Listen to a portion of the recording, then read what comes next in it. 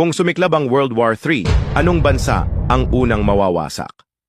Habang ang pinakaligtas na bansa ay Switzerland na nanatiling mahigpit na neutral sa loob ng mahigit 200 taon at nakaligtas sa dalawang digmaang pandaigdig nang hindi man lang nadamay.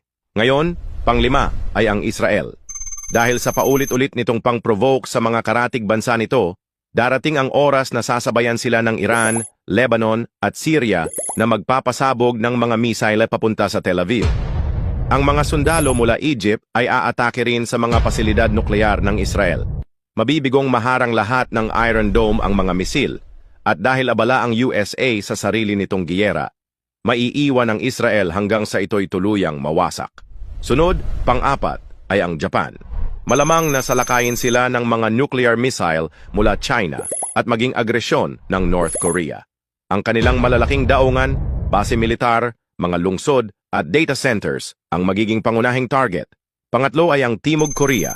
Agad na maglulunsad ng malawakang pag-atake ang North Korea papunta sa Sul.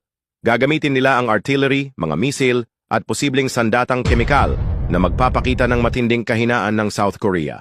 Maaaring makontrol ng North Korea ang bansa nang hindi pa tuluyang winawasak ang kabuuan nito.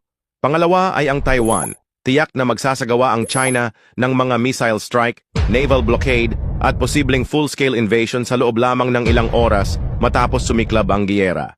Gigibain nila ang mga paliparan, himpilan pandagat at pabrika ng microchip upang makuha ang dominasyon sa teknolohiya ng chips.